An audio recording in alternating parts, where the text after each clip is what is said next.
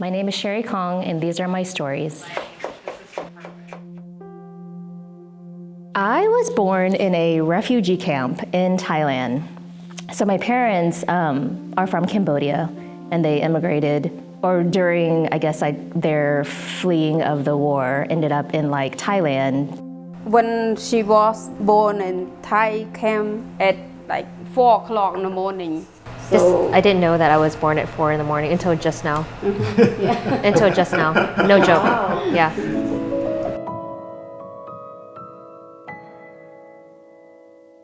We came here in 83, so it was like 3 or 4, so about like not that long, not anything that I can remember, you know. I just like now that I'm like older and like looking up Google photos of refugee camps, like thousands of little kids that look like me, and I'm like, yeah, no memory. Nothing? Oh my We gosh. live in a Khawidang, they call Khawidang, and then we moved to the camp, what's it called, Mairut, the Mairut, yeah. And we stay over there about a month, then we come over here to United States. So what was it like growing up in Austin, Texas for you? We grew up in South Austin, so like Ben White area. Lived in a duplex, very poor. Like my parents like had no money. I remember them telling me stories about getting gas and like having to dig through like the car cushions and couch cushions looking for coins to like pay for gas. We stuck with each other, like with the family, like, you know, it was like that whole don't make friends with people you would go to school with. Like you've got non-cousin cousins, like you play with them. Like this very tight-knit Cambodian community, like when I was younger. She really girly, you know. And one of my friends, he lived with me, and when she saw Sherry, she liked to make up, she liked to dress up.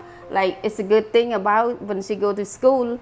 I was very like quiet, like growing up, and like I think like fast forward to like 13 years old, like very girly, like into like makeup and fashion. Like I remember like Minya like got married, and I would like go into her room while she was having her Cambodian ceremony, and I would like sit there and like mess with her makeup and lipstick, and I was just like, ooh, like look at these colors, you know? She started wearing red lipstick like a couple years ago, and I think that was like my influence. She's gonna deny it, but she started getting like Sephora lipstick that was like a little darker. You always like wait with like a nude color or like a bronzy kind of like. She's giggling because she knows it's true. I don't know what to say, but that's all I say. Everything like the way her and me, I see her and me together. Yeah. I came out of her belly, like it's like the genetic makeup, and like I know my rambling is like I know it's part of her and part of my dad who like liked to ramble earlier today when y'all met him. Even sometimes one of my friends, she called me. Sometimes that she pick up the phone, you know, and then they thought it's me. My mom was very quiet expectations. I don't know how to explain it, but she would like talk in a roundabout way about how she expected you to behave and present yourself. And my mom is very loud when she speaks. Like when she's shouting, when she's angry, she's very loud. Mm-hmm. But I feel like when she's quiet is when she's the loudest.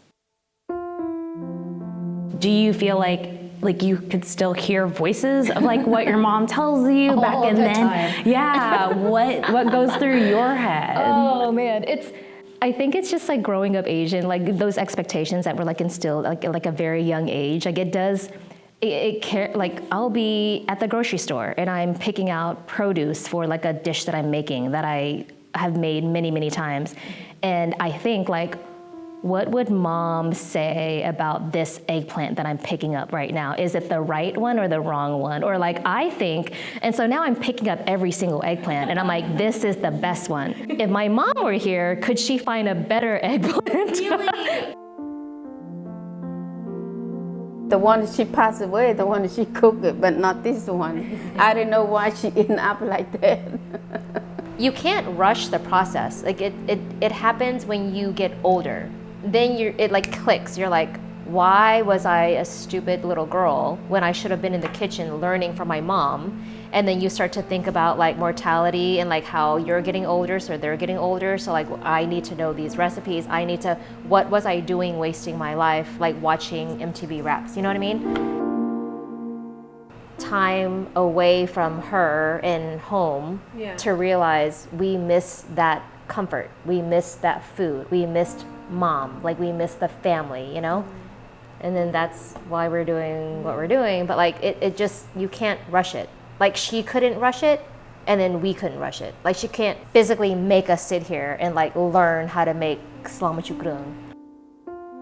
At first I'm surprised, and another thing I'm happy. She's the one that know how to do all of this, you know. So that way when I'm getting older, so I want to eat something, so I can tell her to cook for me. When you start to lose your taste buds, you're like, make that for me again. Anyway, palates change. Yeah, I'm happy, and she do that. How does your mom love? And has it changed when you're a kid to now? You know what I mean? Like, it's the same love, I guess, like that I've had growing up until like now. Just being like a provider. I think just anything that you needed even before you asked or like told her what you needed, she already like knew that thing that you needed before you even like got around to it. Asian people is not the same like American people. We love our kid different way. We love, but we keep in our heart. We didn't say like she say, I love you, this and that all the time, you know. But I cannot tell how much I love her. y'all have a really close relationship. Is there anything that you feel like you would want your mom to know about you? Or you wish you could say to her? It's not anything bad or like anything that like I'm holding like a grudge. Like honestly, like if I could say something to my mom, like it would just be like to let her know that like you did a good job like raising us. When we first come to the United States, we had to figure out how to save money. Yeah. I didn't say never, but I didn't go to restaurant more often, you know, because it costs a lot of money. Mm-hmm. When we cook at home, like we eat like for a lot of people. Yeah. But we go to restaurant, like we spend a lot of money and then just one meal.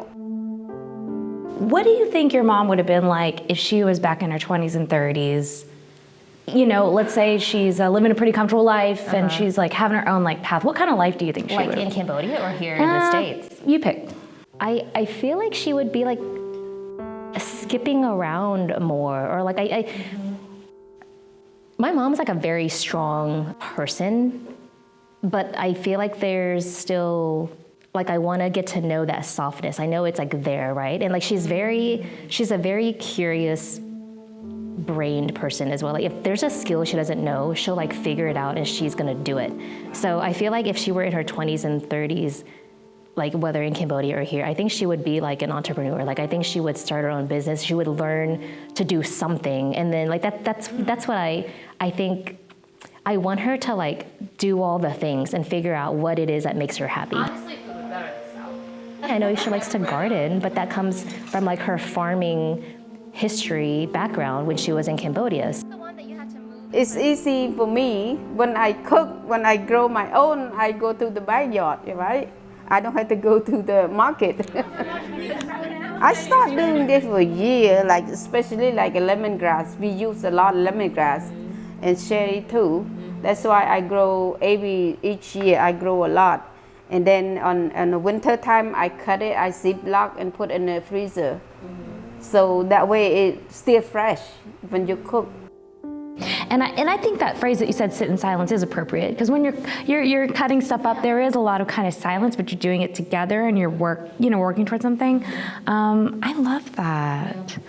And I enjoy it. Like I enjoy the silence. Like we're still doing like something together. And like at the end of the day, like as our parents are getting older, you know, like that's really what they want. It's just time, more time, you know, like with their kids. And even if you're not doing anything, just time. And now, like because life and time and just right? Like, I'm like, I need to get back into that kitchen because like I feel like that's where we were like the most close, you know, was that time in the kitchen in my 40s, not when I was little, like now as an adult.